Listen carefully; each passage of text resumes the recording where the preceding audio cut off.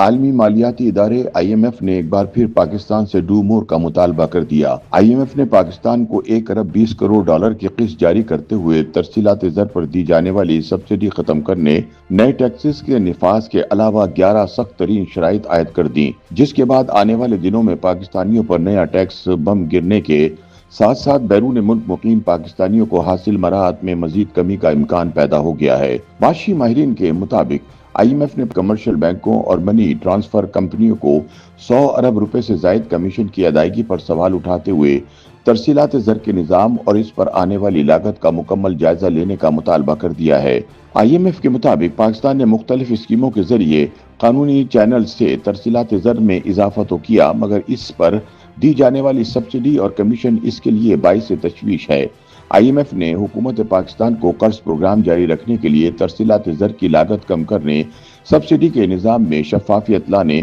اور اس پروگرام میں اصلاحات کے لیے ٹھوس اقدامات اٹھانے کا حکم دے دیا ہے۔ مبصرین کے مطابق IMF کو خدشہ ہے کہ پاکستان کی ترسیلات زر کی لاگت آئندہ چند برسوں میں 1.5 ارب ڈالر تک پہنچ سکتی ہے، کیونکہ پاکستان نے گزشتہ مالی سال کے دوران ترسیلات زر حاصل کرنے کے لیے کی گئی ادائیگیوں کی مد میں 100 ارب روپے کمرشل بینکوں اور بیرون ملک موجود منی ٹرانسفر کمپنیوں کو کمیشن کی مد میں دیے ہیں۔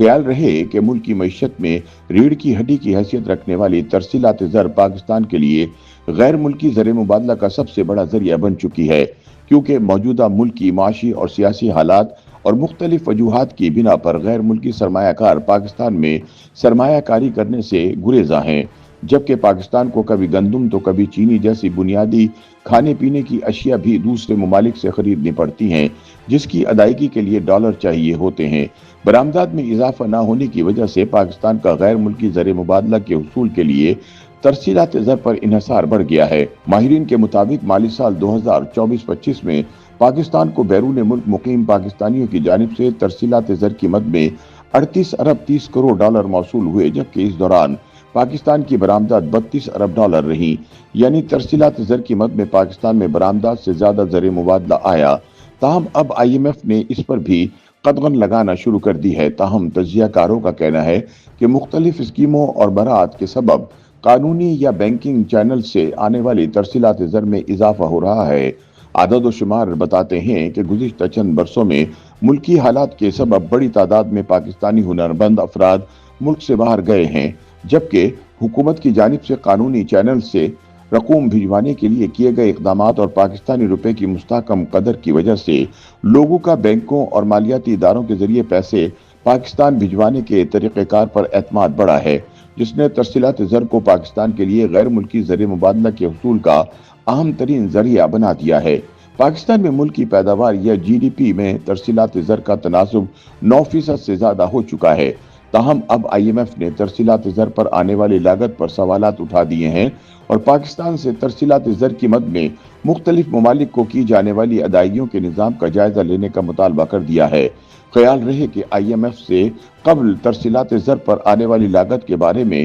سینٹ کی کمیٹی برائے خزانہ بھی تشویش کا اظہار کر چکی ہے۔ کمیٹی ممبران کے مطابق موجودہ حکومتی پالیسی کے تحت ملک میں ترسیلات زر لانے والی کمپنیوں اور بینکوں کو ہر ٹرانزیکشن پر کمیشن دیا جا رہا ہے۔ اس سے رقم بھیجنے والے فرد کی بجائے بینکوں اور کمپنیوں کو زیادہ فائدہ ہو رہا ہے۔ تاہم اس میں قابل اعتراض بات یہ ہے کہ پاکستان کی جانب سے بیرون ممالک میں موجود ایجنٹس کو کمیشن کی مد میں فراہم کرنے والی رقم کا منظور کردہ بجٹ میں کہیں ذکر نہیں۔ اس حوالے سے IMF کا اعتراض بھی یہ ہے کہ بجٹ میں کمیشن کی ادائیگی کے لیے کوئی رقم مختص نہیں کی جاتی، بلکہ بعد میں خاموشی سے رقم جاری کر دی جاتی ہے، یعنی پروگرام کے مالیاتی لاگت ہی IMF کا مسئلہ ہے۔ واضح رہے کہ 2023 میں بیرون ملک مقیم پاکستانیوں کو ہنڈی اور حوالے کے مقابلے میں قانونی راستوں سے اپنے پاکستانی بینک اکاؤنٹس کے ذریعے رقم ٹرانسفر کرنے کے لیے فوری اور سادہ ڈیجیٹل ٹرانسفر نظام متعارف کروایا گیا تھا۔ نئے پروگرام کے تحت رقوم بھجوانے پر نہ صرف فیس ختم کر دی گئی تھی، بلکہ زیادہ اور بار بار رقم بھجوانے والوں کو ریوارڈ یعنی انعامی پوائنٹس دینے کا سسٹم بھی متعارف کروایا گیا ہے۔ اس کے علاوہ بیرون ملک موجود منی ٹرانسفر کمپنیز اور کمرشل بینکوں کو بھی ہر ٹرانزیکشن کے عوض رقم ادا کی جاتی ہے۔ ایک محتاط اندازے کے تحت پاکستان کو زر مبادلہ سے حاصل ہونے والے $1 के एवज हुकूमत 20 से 25 रुपए अदा करती है। कमर्शियल बैंकों को ये रकम स्टेट बैंक ऑफ पाकिस्तान के जरिए दी जाती है, जिसकी अदायगी वजारत खजाना करती है। YouTube पर गूगली न्यूज देखने के लिए youtube.com की सर्च बार में गूगली न्यूज टीवी टाइप करें। गूगली न्यूज के पेज पर सुर्ख रंग के सब्सक्रिप्शन वाले बटन पर क्लिक करना ना भूलिए। YouTube पेज पर अपलोड होने वाली वीडियोस से बाखबर रहने के लिए बेल आइकन पर क्लिक कीजिए। आपको हर नई वीडियो के बारे में नोटिफिकेशन मौसूल हो जाएगा।